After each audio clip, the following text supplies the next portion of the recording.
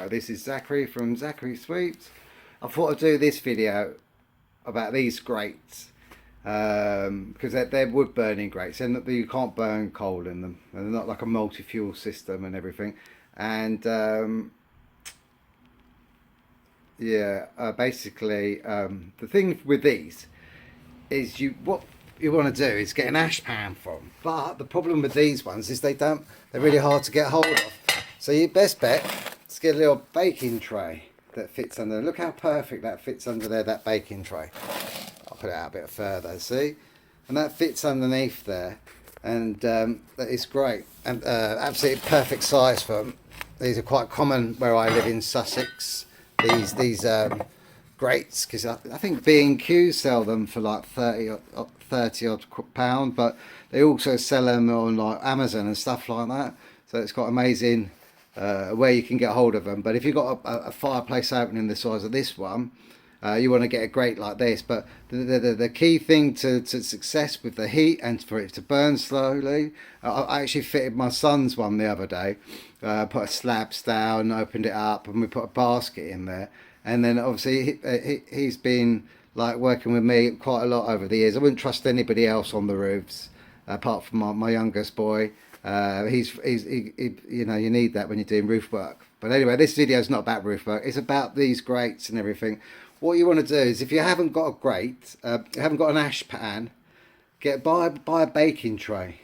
You know, as I said, these baking trays, they cost you like about, I reckon you can probably get between £5 and £20, and then they'll slide right underneath it as like that. Then you can put this front bit on here as it is.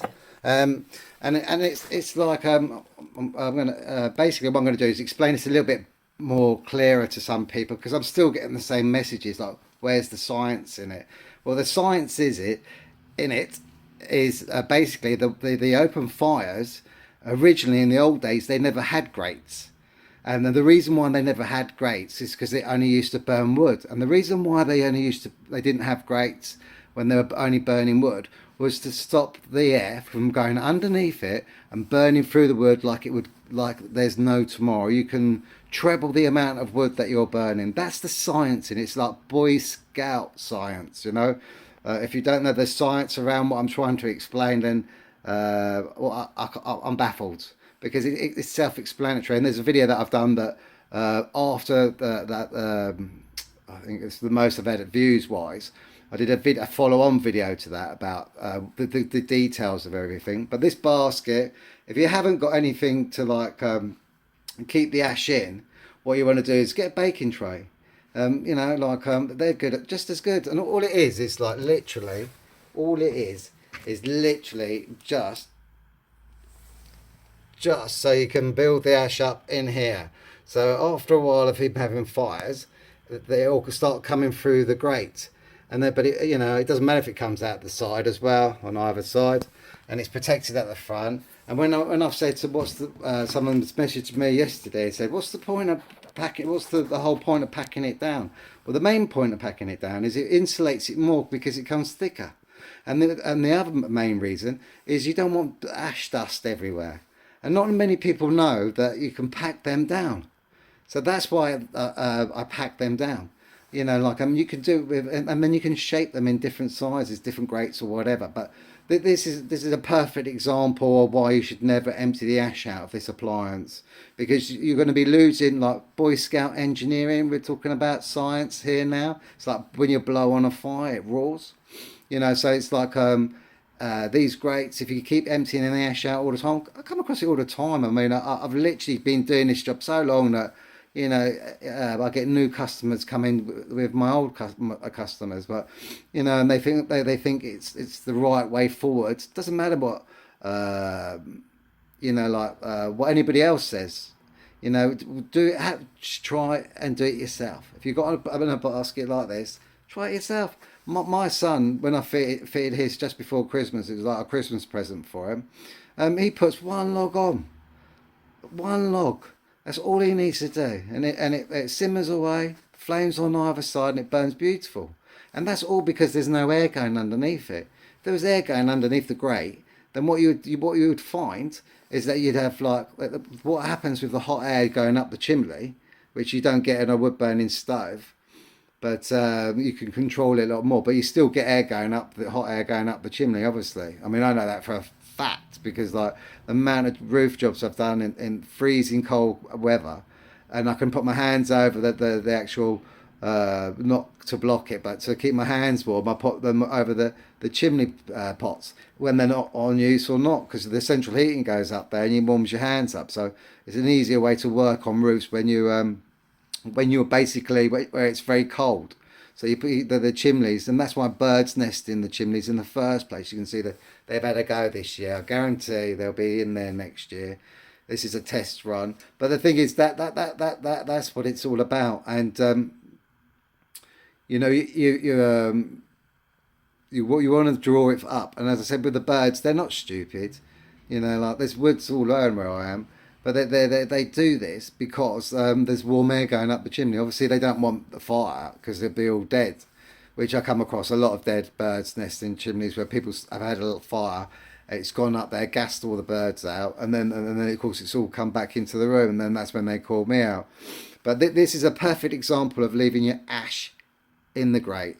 Because if you do that, you'll probably do well. I know for a fact because, as I said, I did this before my son before Christmas, and obviously I have got loads of experience in dealing with fires, and so that's what you want to do. Leave the ash in there, and I guarantee it will really help. So if you've got a grate like this, an opening like this, because this was a builder's recess, but they've made it smaller.